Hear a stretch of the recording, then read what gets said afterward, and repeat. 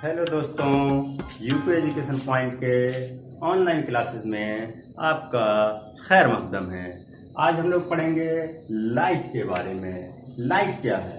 जैसे कि यहाँ पर लिखा हुआ है, light is that form of energy which makes object visible to our eyes. यानी लाइट एनर्जी का एक वो फॉर्म है जिसके थ्रू हम किसी ऑब्जेक्ट को देख सकते हैं, विजिबल कर सकते हैं। जैसा कि इस एग्जांपल में, इस डायग्राम में दिखाया गया है, ये टॉर्च से हम क्या कर रहे हैं, किसी ऑब्जेक्ट में रोशनी या लाइट डाल रहे हैं। क्या होता है, जब इस ऑब्जेक्ट में लाइट पड़ती है, लाइट पड़ने के बाद रिफ्लेक्ट होती है और आइस में पड़ती है। जब रिफ्लेक्शन के बाद लाइट हमारी आइस में पड़ती है, तब हमको वो ऑब्जेक्ट दिखने लगता है। अब हम लोग यहाँ पर लाइट की कुछ प्रॉपर्टीज के बारे में देखेंगे। लाइट की क्या प्रॉपर्टीज होती हैं, क्या खासियत होती है, उसके बारे में देखते हैं। जैसा कि पहली प्रॉपर्टी है, light always travel in straight line. Light always travel in straight line. इसका मीनिंग क्या है? लाइट हमेशा कैसे ट्रेवल करती है? लाइट हमेशा स्ट्रेट लाइन में ट्रेवल करती है। इसको जैसे हम लोग एक एग्जांपल से देखते हैं। हमारे हाथ में, ये मान लीजिए ये हमारा हाथ है, इसमें हमने क्या किया, टॉर्च की रोशनी डाली। तो अब क्या होगा, टॉर्च की रोशनी आएगी और इसमें टकरा जाएगी, इसके पार नहीं जा पाएगी। ये नहीं हो सकता कि टॉर्च की रोशनी आई, जू बगल से निकल जाए या जू बगल से निकल जाए, ऐसा नहीं हो सकता है। पीछे परछाई बनेगी। यानी इससे हमें ये चीज पता चलती है कि लाइट हमेशा स्ट्रेट लाइन ट्रेवल करती है। बहुत ही इंपॉर्टेंट प्रॉपर्टी है। क्या है? Light always travel in straight line. Second property क्या है? सेकेंड प्रॉपर्टी है कि जो देखो, लाइट ऑलवेज ट्रेवल करती है स्ट्रेट लाइन, तो सेकेंड प्रॉपर्टी है path of light. Path of light is called रे। जो लाइट के चलने का पाथ होता है, लाइट के चलने का जो पाथ होता है, उस पाथ को क्या बोलते हैं? उस पाथ को बोलते हैं path of light is called रे। इसको डिनोट करते हैं एक लाइन से। यानी अगर हमने यहां से, मान लो लाइट का कोई एक सोर्स है, ठीक है, इससे लाइट निकली, तो इस डायरेक्शन से, जहां से लाइट इमिट हो रही है, उस इमिट से जिस डायरेक्शन में लाइट जा रही है, उसको जिस हम एरो से शो करते हैं या जिस लाइन से शो करते हैं, उसको हम लोग बोलते हैं रे। ठीक है, पाथ ऑफ लाइट क्या होता है? रे। ठीक है, अगला प्रॉपर्टी देखते हैं। देखो, जो होता है bundle of ray of light, rays of light called क्या? बीम। यानी बहुत सारी रे हैं, ठीक है ना, बहुत सारी रे हैं। उन रेस का एक बंडल जो होगा, बहुत सारी रे होंगी, उनको हम लोग क्या कहेंगे? Beam of light. क्लियर? ठीक है, आगे बढ़ते हैं। थर्ड प्रॉपर्टी हो गई। फोर्थ प्रॉपर्टी देखते हैं क्या कह रहा है। फोर्थ प्रॉपर्टी हमसे कहती है, it light can travel in any medium. इसका मतलब क्या है कि लाइट किसी भी मीडियम में ट्रेवल कर सकती है, या इसको चलने के लिए भी किसी भी मीडियम की आवश्यकता नहीं होती है, ये जरूरत नहीं होती है। जैसे कि हम जानते हैं, देखो, एक क्या है, एयर हमारा एक मीडियम है, वाटर हमारा एक मीडियम है, गिलास हमारा एक मीडियम है। ये नहीं हो सकता कि लाइट जैसे गिलास में चल रही है तो एयर में नहीं चलेगी, या वाटर में चल रही है तो गिलास में नहीं चलेगी। ऐसा नहीं है, लाइट किसी भी मीडियम में ट्रेवल कर सकती है। एयर में भी ट्रेवल करती है, और गिलास में भी ट्रेवल करती है, और वाटर में भी ट्रेवल करती है, यहां तक कि लाइट वैक्यूम में भी ट्रेवल करती है। यानी light does not require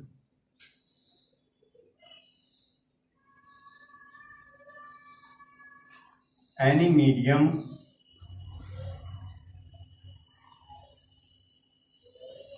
for it's propagation. ठीक है, अगली प्रॉपर्टी देखते हैं क्या होता है। अगली प्रॉपर्टी क्या कहता है, स्पीड ऑफ लाइट।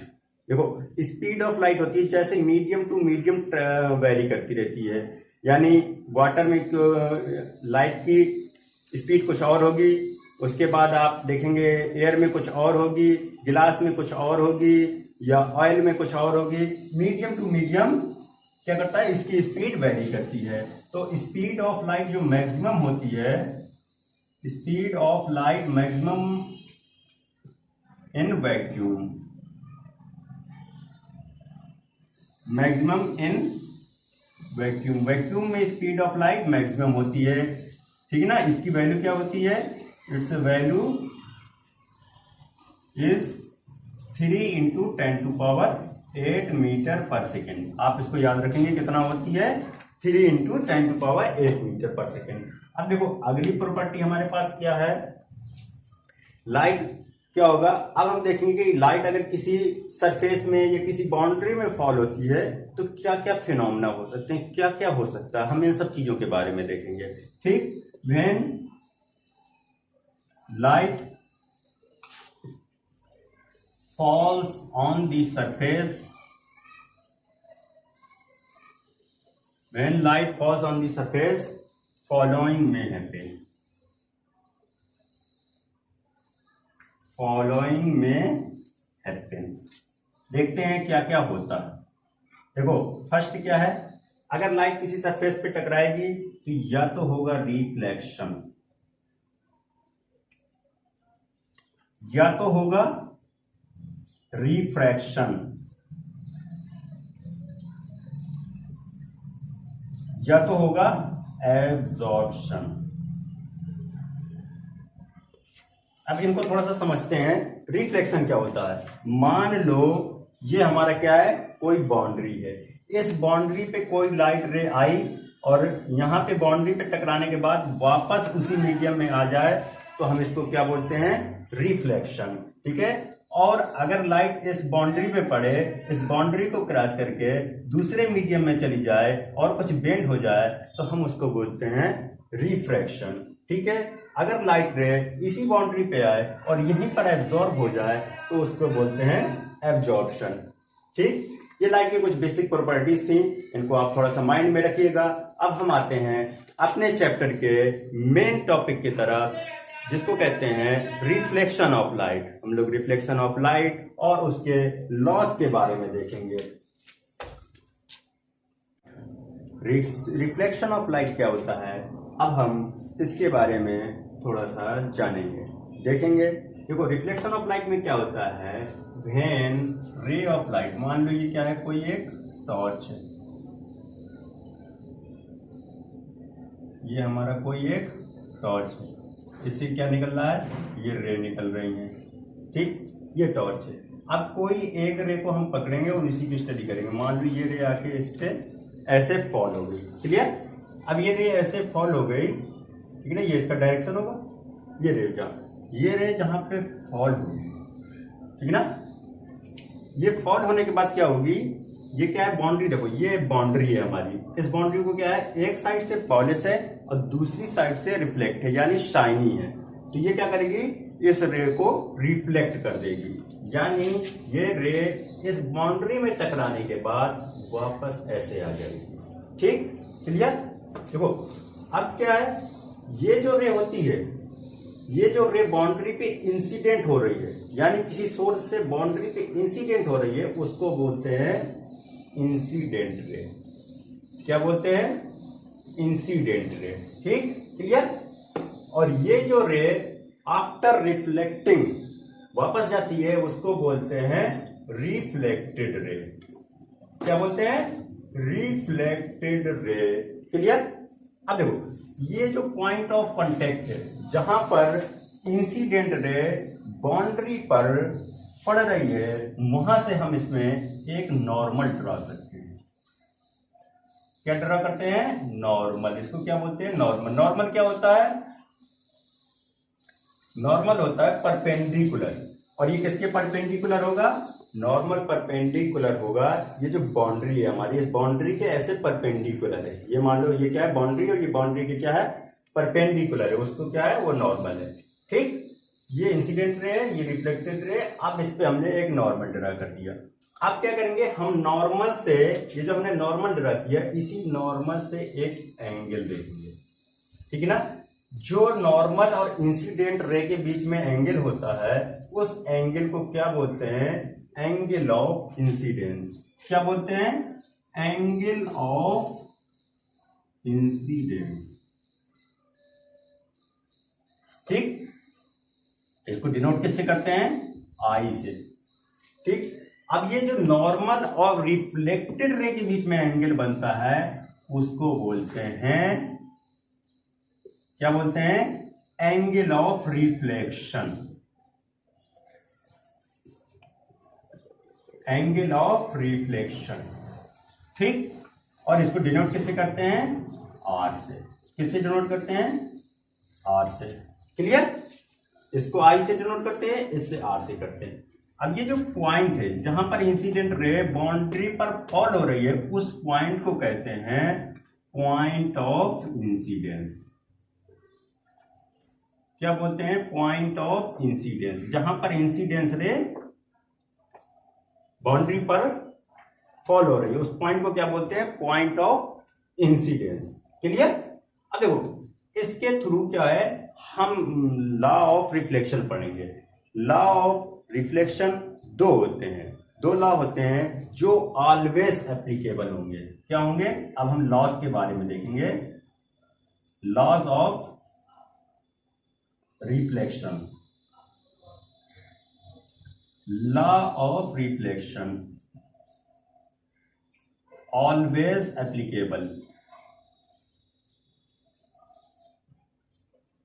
ये याद रखना। ठीक है, ये किसी भी मान लो प्लेन मिरर हो, कर्व मिरर हो, कैसा भी कुछ भी हो, जहां पे रिफ्लेक्शन हो रहा है पूरी दुनिया में कहीं पे भी, वहां पे ये लॉ एप्लीकेबल होगा। अब ये लॉ क्या होते हैं, ये जो दो लॉ होते हैं, लॉ ऑफ रिफ्लेक्शन के दो लॉ हैं।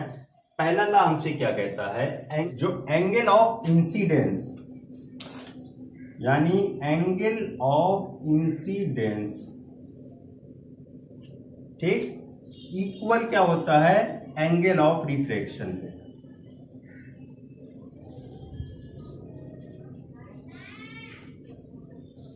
यानी कि जो नॉर्मल से इंसिडेंट रे एंगल बना रहा है और जो नॉर्मल से रिफ्लेक्टेड रे एंगल बना रही है, उन दोनों के एंगल ऑलवेज इक्वल होंगे।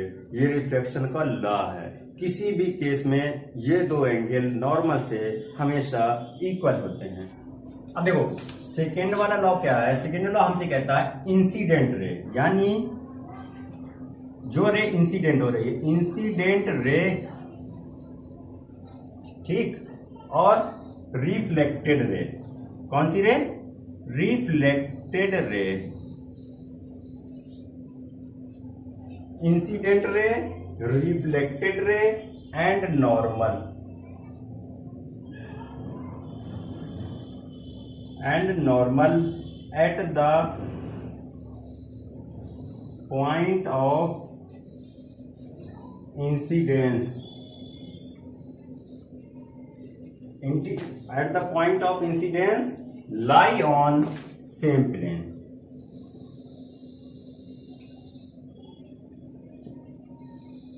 lie on same plane।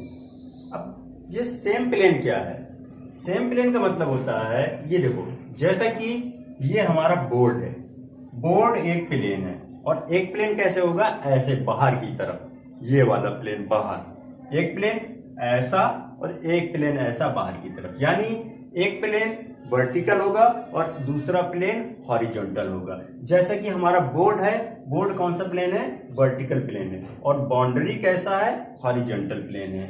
यानी अगर हमारा बाउंड्री हॉरिजॉन्टल प्लेन है तो इंसिडेंट रे, reflected ray and normal vertical plane में लाई करेंगे। ठीक है, और अगर बाउंड्री हमारा वर्टिकल प्लेन है तो incident ray, normal and reflected ray horizontal plane पे लाई करेंगे। ठीक है, क्लियर। तो आज हम लोगों ने क्या पढ़ा, reflection of light basic property of light के बारे में पढ़ा, रिफ्लेक्शन ऑफ लाइट पढ़ा।